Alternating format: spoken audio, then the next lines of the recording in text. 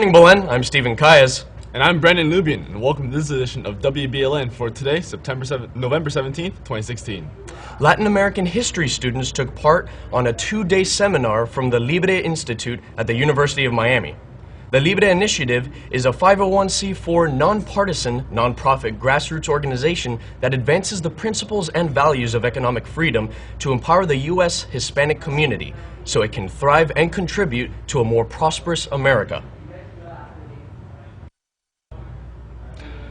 Students are helping the campus ministry office do donations that have already been received for our Thanksgiving drive, but it isn't too late to send in your non-perishable items. Donators will be given to the families in need at St. Dominic, Jesuit, and St. Michael. We collect because of your selfless giving. It goes to St. Michael's, St. Dominic's, and Jesuit. And there are many, many families in our community that rely on that food that comes from us. Well, it looks like the road to the White House certainly has a few road bumps for Donald Trump. Donald Trump and his VP Mike Pence faced internal disagreements over some top-level cabinet positions. And to add to the stress, there's a dispute over who's really making the decisions. A few names that are influencing the transition process include newly named Chief Strategist Steve Bannon, Chief of Staff Reince Priebus, and Trump's son-in-law Jared Kushner. Regarding the transition, former House Intelligence Committee Chairman and CNN contributor Mike Rogers was ousted on Monday, causing a shakeup almost as bad as when Governor Chris Christie was moved aside last Friday. And on top of the difficulty of finding a new cabinet, Dr. Ben Carson, who had run for the office of president, outright denied any position that Team Trump would offer him. Another area of contention is in the next big question: who will be the new Secretary of State? Sources say former New York Mayor Rudy Giuliani is the leading candidate for the job, but others are pushing for former UN Ambassador John Bolton. Canada is trying to better its relations with Cuba, as the Canadian Prime Minister and his wife are in Havana. Trudeau met with Raul Castro Tuesday, and the two families have a brief history. Justin's father, Pierre Trudeau, met Fidel Castro in 1976. The meeting comes after Cuba has pardoned 787 prisoners, as a response to Pope Francis' call for world leaders to show mercy to inmates.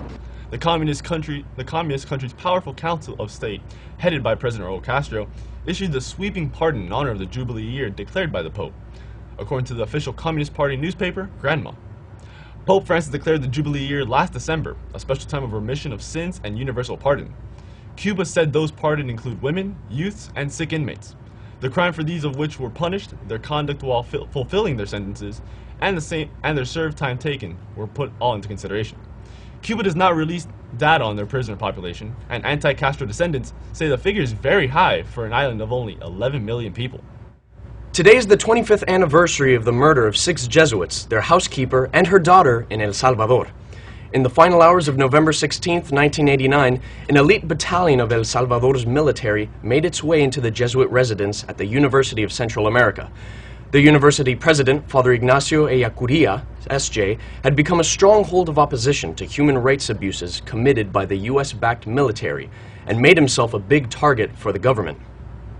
Soldiers dragged 5 priests out of their beds and into a courtyard, made them lay face down on the grass, and fired bullets.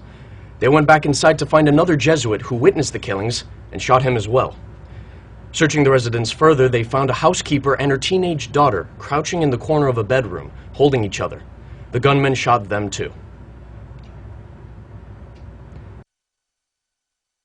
Many are still waiting for the script. 25 years later, many are still waiting for justice in the cause and are mounting pressure by global human rights groups who have renewed interest in bringing the top military commanders which ordered the raid. Amid these stirrings, the Society of Jesus is seeking something larger than legal justice. Many members of the order are promoting the legacies of those who perished in the Jesuit massacre, the fathers of Ellacuría, Ignacio Martín Baró, Segundo Montes, Amando López, Joaquín López, y Juan Ramón Moreno, as well as Julia Elba Ramos, and her daughter, Celina Marcet Ramos. The 8 are often referred to simply as the martyrs.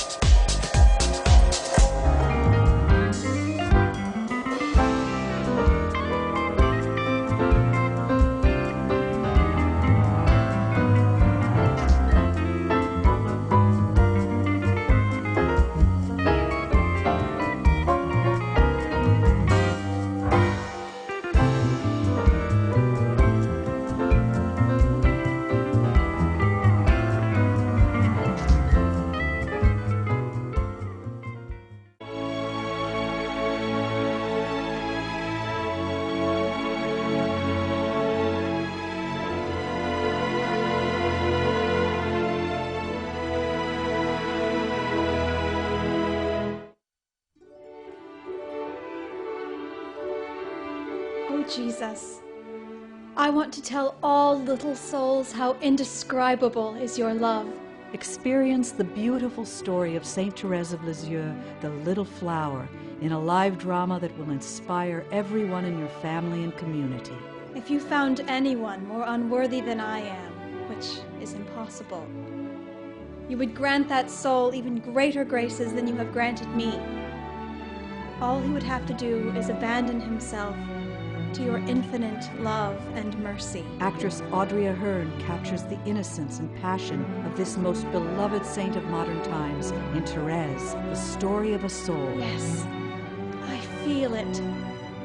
Even though I had on my conscience all of the sins that can be committed, I would still go in confidence and love and throw myself in Jesus' arms. For I know how much he loves the prodigal child that returns to him. Want to see this show? You can make it happen. Bring Therese to life in your own community. Call 360-687-8029 to learn how. You'll see. I will send down a shower of roses. Celebrate the year of consecrated life with Therese, the story of a soul. Call us today at 360-687-8029 or visit theresedrama.com to learn more.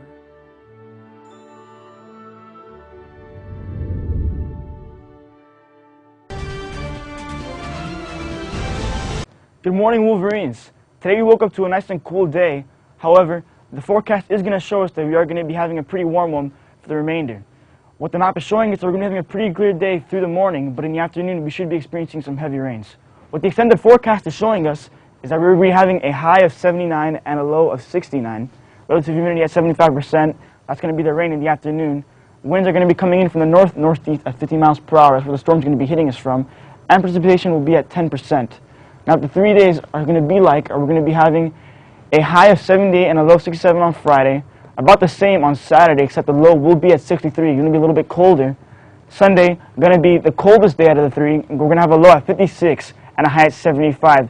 So you should be seeing that low differential throughout the next couple weeks. And with that, let's move on to sports. Thanks, Raul, and good morning, Wolverine Nation. The varsity crew coach Unian Cabrera accomplished something not many have accomplished, and that is receiving the Junior National Coach of the Year award from the U.S. Rowing Association. Unian was nominated along with 4 other coaches from different parts of the country. A short distribution list was then sent out by the U.S. Rowing Association. The list contained a brief list of their accomplishments, while followers of the sport then had an opportunity to cast their ballots, and Unian was declared the winner. He will be receiving the award in New York tonight. Congrats, Coach. The basketball season is finally underway. The Wolverines will look to build off their impressive 25-4 record they posted last year. The game will be away against Coral Reef. The whole team, we're really excited, myself included. Coach Shachi's first year, so it's what we've been working for all summer. We played 55-plus games, so right now, Thursday, it's the start of something big, and we're looking to make history. I'm looking forward to watching a great group of kids play great and play together and believe in each other and play tough and represent what Belen has been and hopefully will continue to be. Congratulations to our 2 Belen signees for pursuing their sports at the next level at prestigious universities. CJ Vasquez, star shortstop for the baseball team, will take his talents to Fordham University.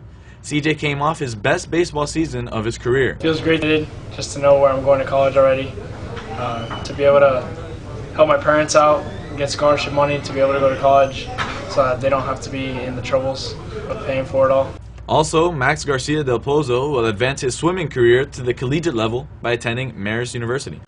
Being committed is a pretty exciting thing.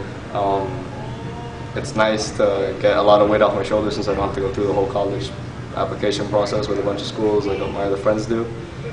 But most importantly, I'd like to thank Belen for everything they've done for me, everything in whichever way they've helped me get to where I am today. Former Hurricanes head coach Butch Davis is now headed to FIU. The school confirmed the hiring to NBC6 Monday and said a press conference will be held Tuesday. It will be formally announced as a 5-year deal, according to a report by ESPN.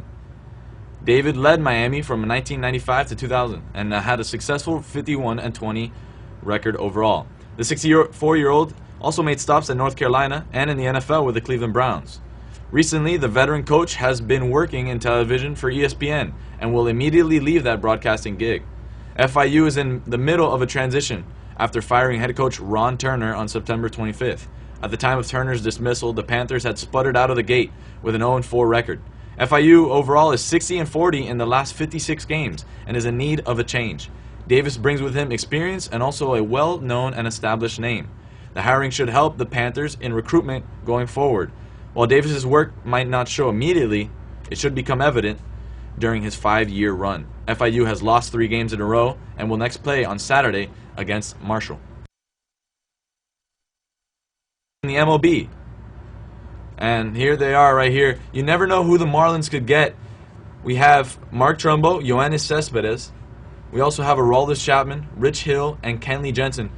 You have 3 of these guys pitchers on the screen, 2 power hitters. It's exciting time at this point. You know, you never know what team will get who. And that's all for sports, guys. Now back to you at the desk. Thank you, Brown. Now be sure to follow us on YouTube, Twitter, and Facebook for all the latest news and pictures. I'm Stephen Kayas. And I'm Brandon Lubian, and from everyone here at WBLN, have a great day. Thanks for watching, and stay golden, Wolverines. Oh, that was a good one.